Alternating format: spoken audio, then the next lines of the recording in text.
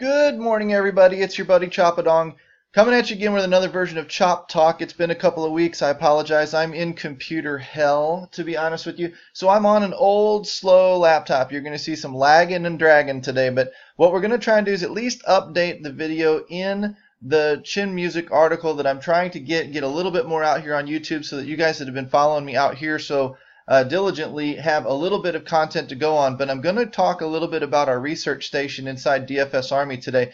Chop Talk is always brought to you by DFSArmy.com, your one-stop shop for everything DFS from NFL to MMA, where we have every single sport covered with 20 coaches, another 20 contributors, 1,500 plus members, always chatting DFS 24/7.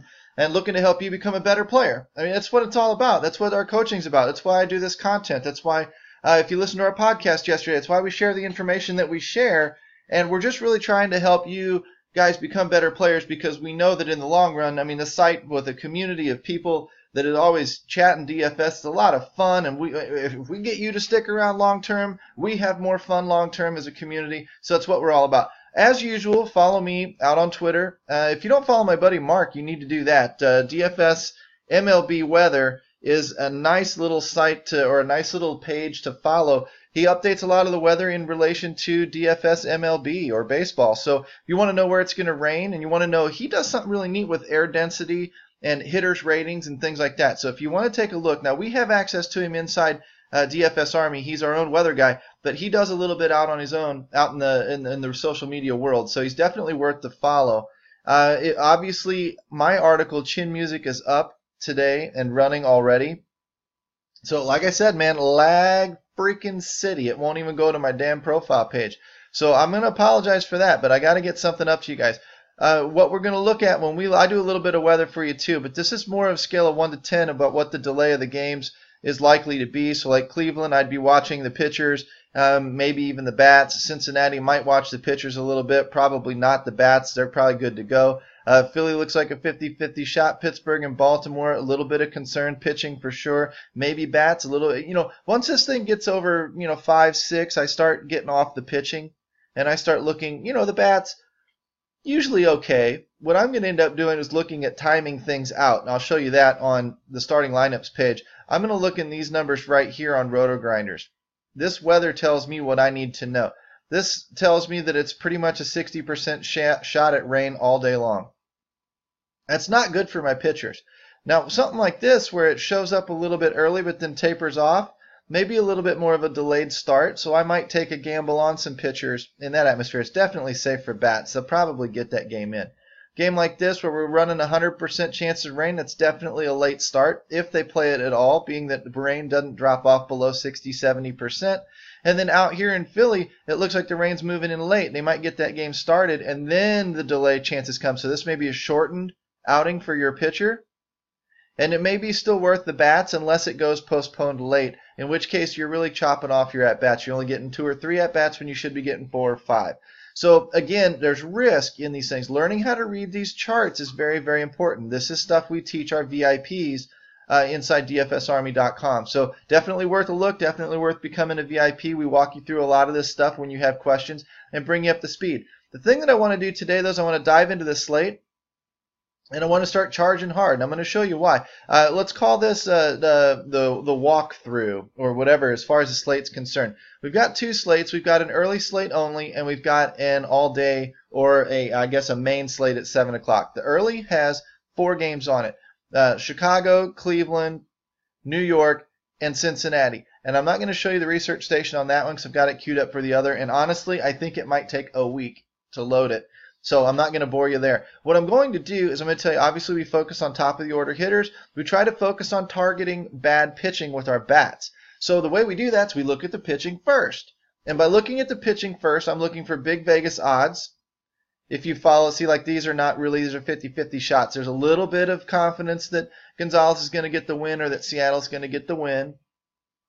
And there's a little bit of confidence down here that the Yankees are going to get the win. Here's the beautiful part about that. Notice the green weather and green weather. We don't have much to worry about in our pitchers. If you look at our DFS Army grades in the research station that I'm going to show you in a little bit, these pitchers, CC Sabathia and Marco Gonzalez, while not good pitchers on their own, actually are the lead dogs on this 4-game slate. And being that they're out of the rain, a little bit more safety involved. So you're going to have to kind of close your eyes and take a shot at one of them. It's not going to be pretty, most likely. One little thing I might do, let's say I took Marco Gonzalez, then I'd probably stack against CeCe. If I took CeCe, I'd probably stack against Marco Gonzalez. That at least gets me, what it does, if my bats pan out, it punishes the dude that took the other pitcher. When we've got 2 clear-cut favorites on the slate, I'm going to punish the other dude when I'm right. I'm going to bury him so far he can't get up. Now what I'm really going to do is run a couple of different lineups, some with Marco, some with CeCe, and then mixing and matching some bats. Another thing I might do is I might gamble on this Cubs and Cleveland game, because with the implied run totals of over 4.5, I mean it's over 5 here in Seattle, but over 4.5, this game looks decent. Wind's blowing out a little bit at 11 miles an hour. It's humid as hell, which if you follow Mark, the weather guy, you're going to find out that there's more humidity in the atmosphere, which means more water vapor, which means less air per cubic foot. What that means is that the ball should travel farther, especially with a little bit of a tailwind.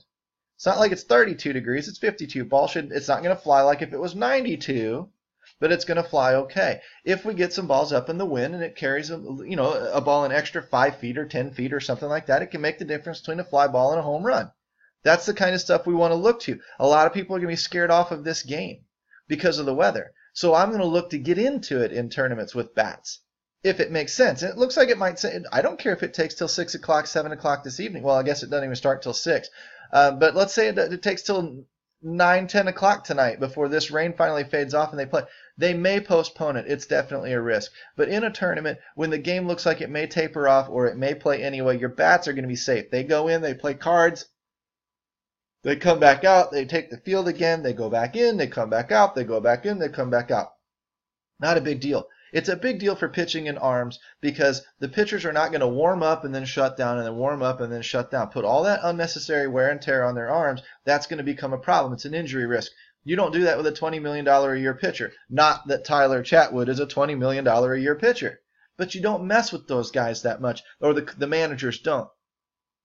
So what I'm going to try and do is look for little openings and little things that I can do, little sneaky ways that I can get into.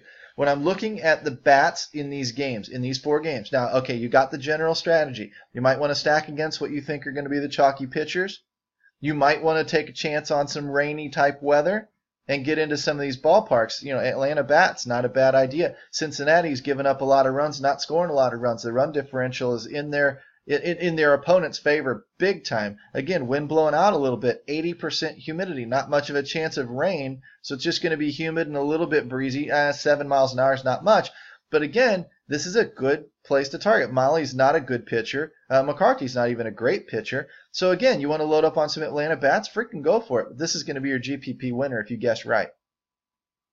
Now, that said, you take a look at those 4 games. I'm going to tell you what to focus on. I'm going to tell you that when you look at our DFS Army grades, when it comes to these bats, what I'm looking at is I'm looking at Cleveland bats. Seattle bats are in the best spot. That's Cano, Zunino, Seager, Cruz, Segura, those types guys. You're looking at the top of the order guys. These guys down here don't do a ton. If you take these guys, Zunino's a splits guy. I'd rather see a left-handed pitcher. Gamble, whatever. If you're going to take these chumps down here, just bear in mind that you're just not going to pan out a lot. You're not going to stack them in something other than a huge GPP. You're going to put them in some smaller leagues or something like that. You're going to lose money in the long run because these are the better hitters. So you're going to pay up to get these guys. You look for a little value. Seager at 3,200, pretty good.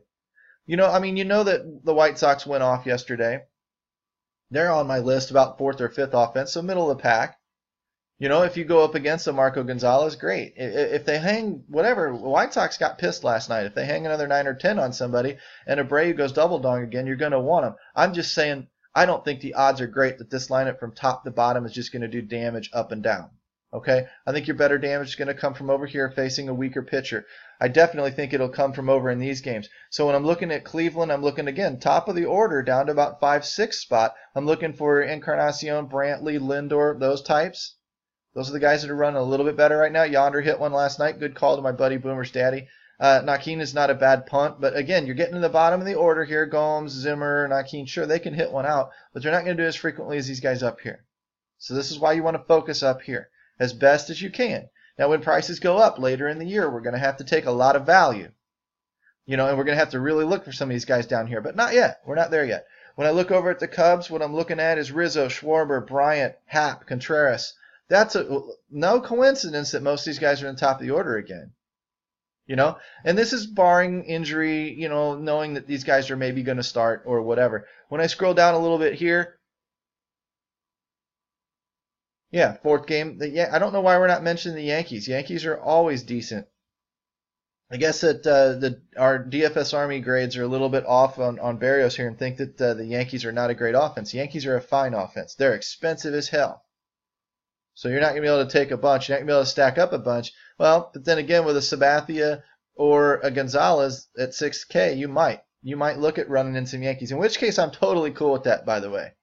I know that my little chin music write-up didn't have the Yankees featured, but I am totally cool with that. And Andujar is ripping the cover off the ball right now.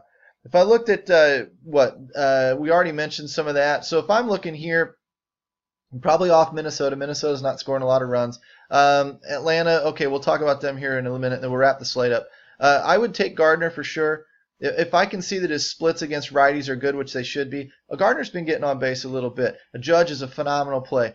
Stanton might be coming around. Didi, these guys, when they're priced up like this, they need to be hot. Judge is running really steady and really hot. Sanchez, not bad. Hicks, awesome. This lineup's just loaded. Andujar at 3.5K. Now, this is where I might run a little bit of a wrap stack situation where I might run hot as hot Andujar and Gardner and then just get out of that offense and be done with it.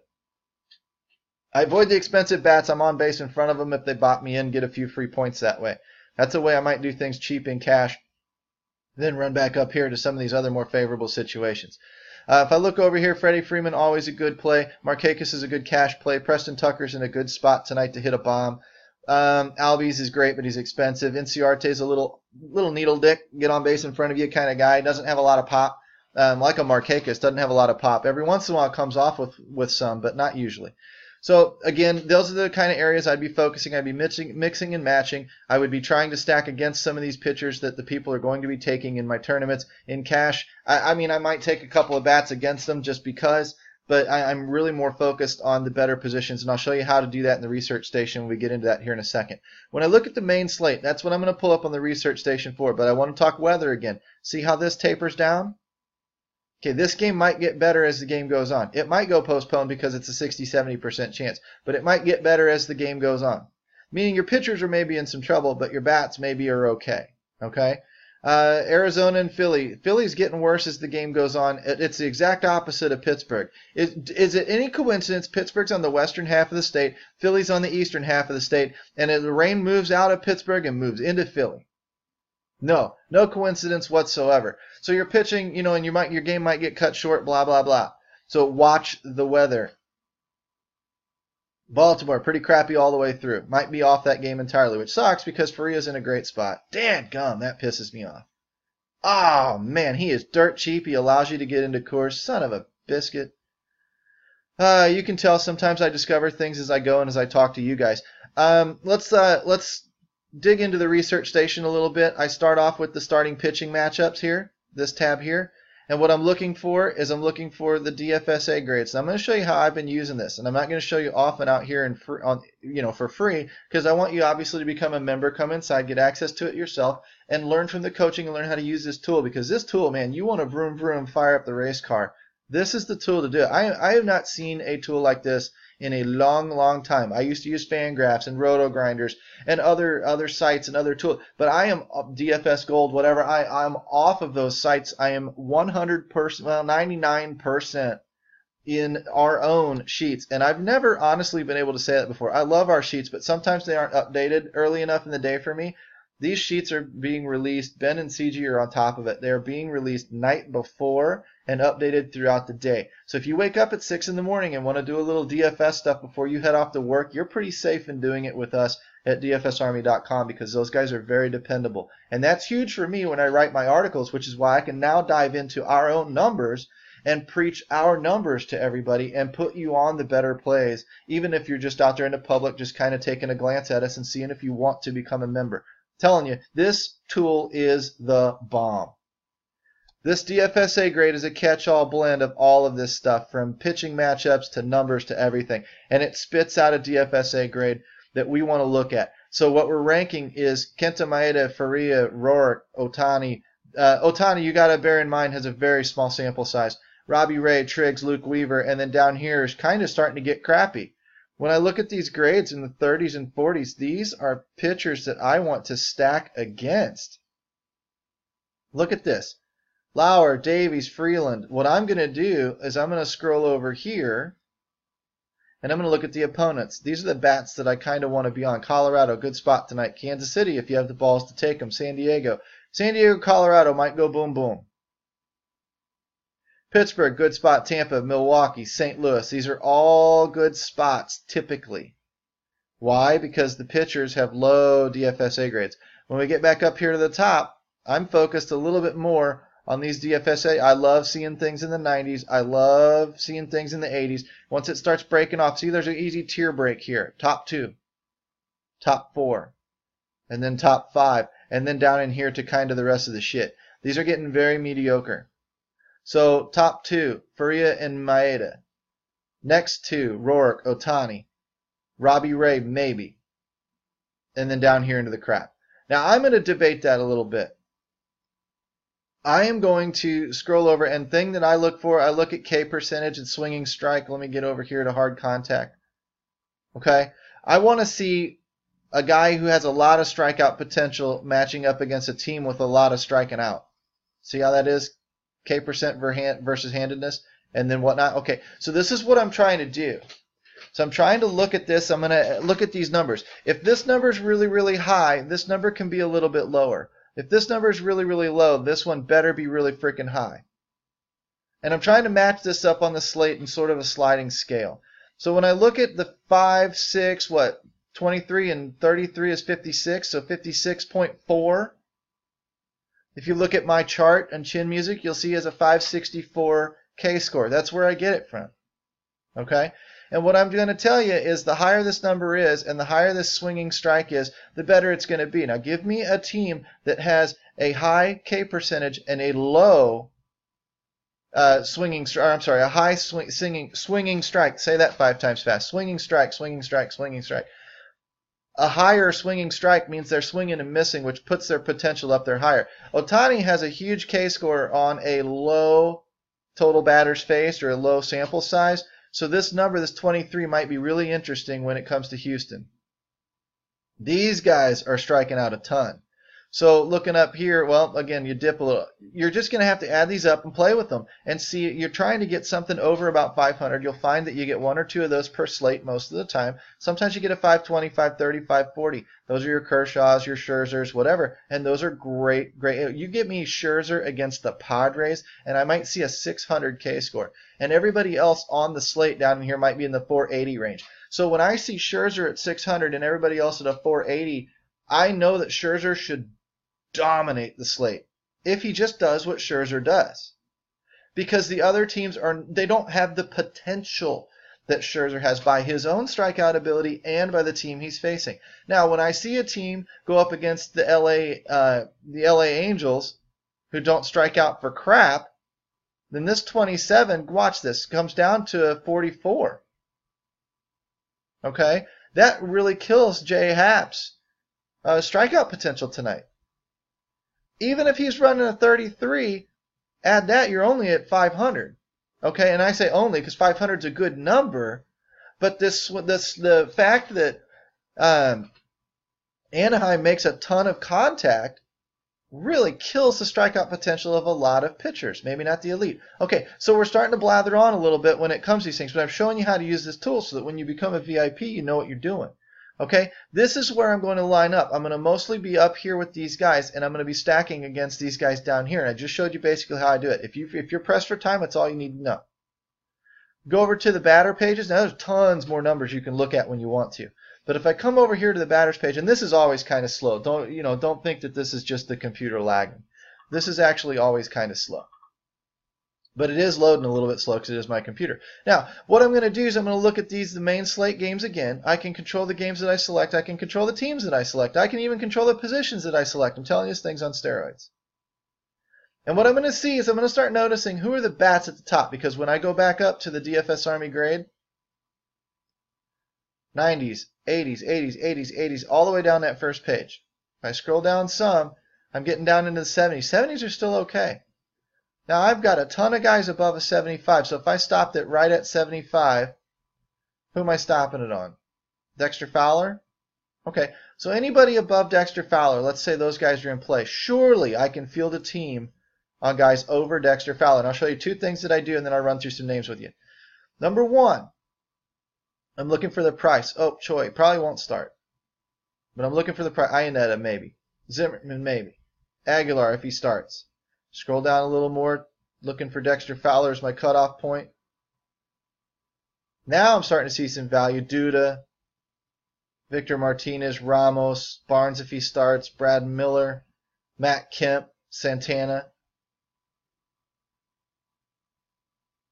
See these 2,800 and 3,000? These are guys I'm going to be keying on for value tonight. Okay? There's Dexter Fowler. So Adam Frazier, Daniel Descalso, Carlos Gomez, Sogard if he starts, Desmond in Colorado, Span, Santana, Kemp, Miller, Piscotty, all value plays. All value plays, all rated in the tops, 70 top quartile. Okay, so there's one thing I'm going to do. The other thing I'm going to do when I target a guy, I'm going to look for what teams are popping up here at the top. Looks like a lot of Colorado tonight, right? Yellow's the home team. What's that, 5 guys and say the top 10, 12 guys? Should be stacking Colorado tonight if you can get in there. Milwaukee's showing up. 3, 4, 5. 5 Milwaukee guys. Want your GPP combo? Colorado stacked with Milwaukee. Find a way to make it work. You got a little bit of Boston, but Boston's priced really, really high right now. San Diego, couple of San Diego guys. It tells you that last night they went off. The guys that should be going off are your Villanuevas and your Myers, and that's about it. The fact that Asage or whatever and some of these other guys were hitting bombs, it happens in Coors. I get it. That stacking that offense wasn't probably the right thing to do. You got lucky. Okay? So I'm looking at the ratings, and what the ratings take into effect is the hitter's WOBA, the pitcher's WOBA against, the hitter's ISO and the pitcher's ISO against, along with a whole other host of factors.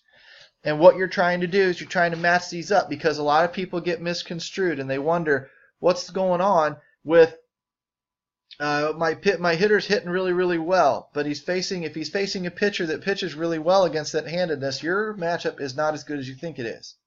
If you find a hitter that's doing okay, he's matching up against a soft pitcher, he's going to come up in the rankings because he should do well.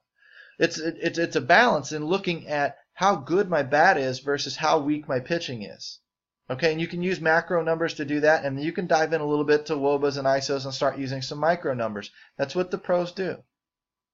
And then they're able to kind of, in their head, compartmentalize and understand that the tiebreakers, that these are two mediocre bats, which one has the better matchup? How am I going to work in unison with myself? What are the splits versus right versus left? What's the weather like? What's the what's the lineup look like? Who shifted around? Did they load up with righties to attack a lefty? Those kinds of things are all information you got to process. It's all stuff we talk about inside DFS Army, but it's all stuff you got to process. And doing it best is best handed to you by a spreadsheet like this that's telling me right now Colorado's in a beefy spot, Milwaukee's in a beefy spot, a little bit of San Diego, a little bit of Kansas City one-offs, Pittsburgh one-offs, Washington one-offs, Boston one-offs, stuff like that. That's what's going to make the world go round. Does it work every night? No. Does it work most nights? Actually, yes. It really kind of does. And I showed you on Twitter last night that if you pick just the top 4, let's say I wanted to pick just the second baseman. I wanted to find my top second baseman on the night. And here's where you start finding your tier breakdowns. This is the third thing that I do. Okay, I've got 90, 80, 70. It drops off pretty quick, doesn't it? Tells you that LeMahieu is pretty freaking important. Matt Carpenter's in an okay spot. I guess he's back to second base. That's a bonus, actually. He's in a good spot tonight. Sogard, Sean Rodriguez, Jed Lowry. Jed Lowry's a little overpriced. Oakland's not in the best spot tonight. But these are your top 3 or 4 or 5 guys. And your top 3, 4, 5 guys, generally speaking, a couple of them are going to have good games.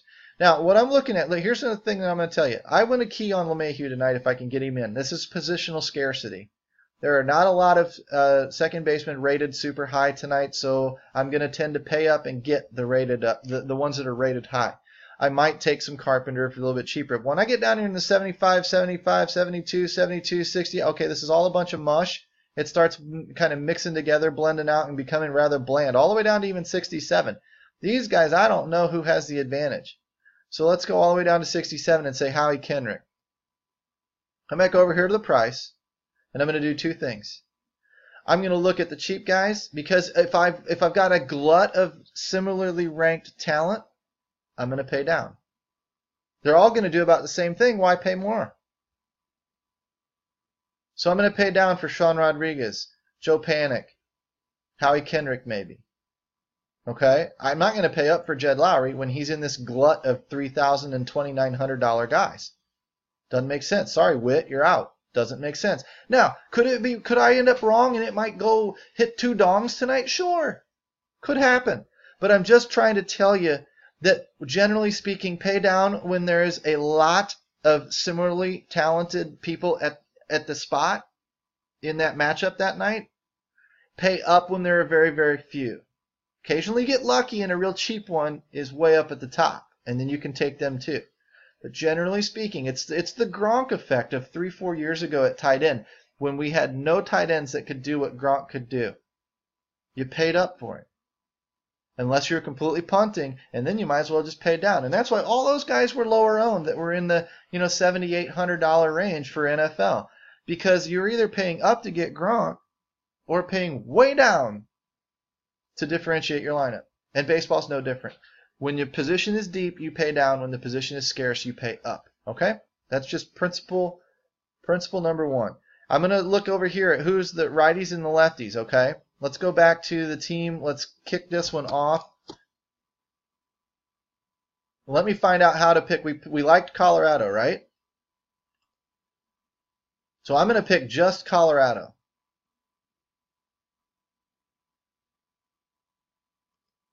If it'll let me do it. There we go.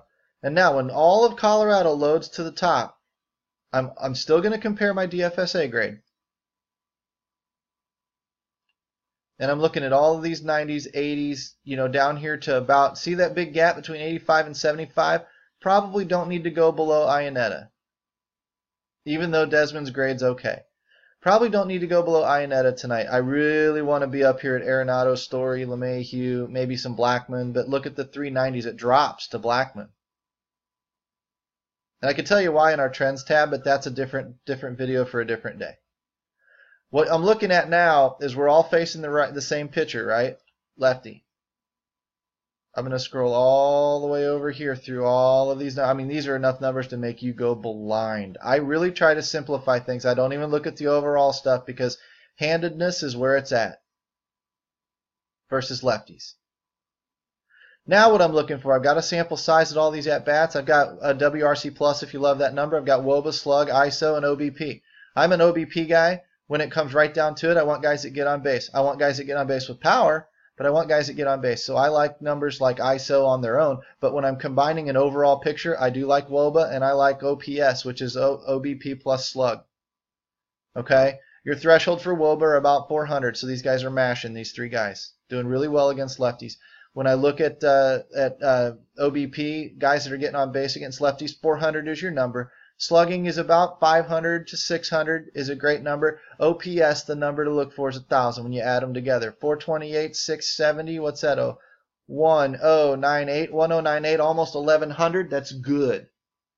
Really, really good. Means he gets on base and he hits for pop versus lefties. It's Arenado. I mean, come on, we knew that, right? But now you know how he might compare to, say, Trevor Story, who's not going to hit for quite as much pop, isn't getting on base as much. So his OPS is down to a 990. It's right at 1,000. 1,100 versus 1,000. Doesn't sound like a big difference, but it can be. Down here now we're even a little lower. 950, 968 for LeMahieu. But a 968 for a short second baseman is pretty strong. That's why he's rated so high compared to everybody else. What's that? 890. This is a 900. So you got your 900 ops guys, top four. 900 ops versus lefties. The WOBA over 400 here is great. and the OPS or the OBP up in the up almost 400 in 2 spots and over 400 in the other 2. These are the 4 guys. If I could find a way to stack them up, I'd stack them up because they're facing a lefty. He's a soft lefty at that. It's not like he's some like Hall of Fame lefty. That's what I'm looking for. I can shift off to another team. Who else did we say? We said Milwaukee, and then we'll just go ahead and call it a slate. Call it a walkthrough, a wrap. Because what, we're at 30 minutes. So I'm trying to keep you guys under 30 minutes when I can. So, nope, lefty again. All right. Nope, righty. There, it just shifted. Lag. So now I'm looking for who are my top-rated guys against righties. And we can talk diamond rating, batter's eye, all that stuff some other day. 90, 80, 80, 80, 80, 80, 80, 80, boom, drop off at 80. So I might want guys over an 80. Ryan Braun and up. 1, 2, 3, 4, 5, not counting Choi because he doesn't start much. So that's about 5 guys. Domingo Santana, sorry, you're odd man out. That sucks because he's in a pretty good spot. But against righties, I'm going to scroll over all the way. Past the overall, past the lefties, and here come my righties. This is how they, again, except for Choi, okay sample sizes. No Aguilar, not a great sample size, but we know he's been ripping the cover off the ball. So we're going to focus on these top 5 or 6 guys. And again, I'm going to be looking WOBAs, nothing over 400, okay? So not as strong as Colorado. OBP, nothing close as close to 4. So you can see where Colorado's the better bats. They're also pricier. But, you know, these top 2, not terrible. 350, not great.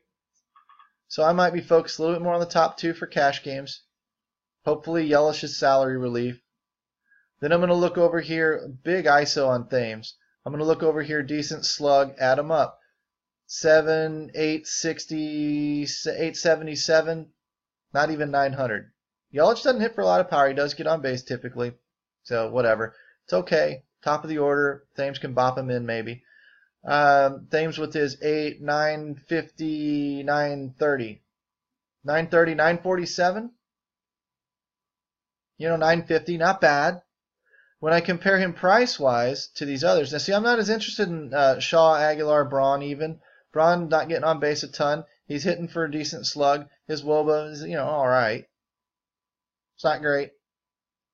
Now I'm going to be looking. I may come back into favor when I look at their prices, and I see that Yelich is expensive. Thames is pretty cheap. I like Thames at 3,700. It's a good price for that, and Braun at 3,200. Okay, I can get back on board with that. I'd rather see Aguilar start.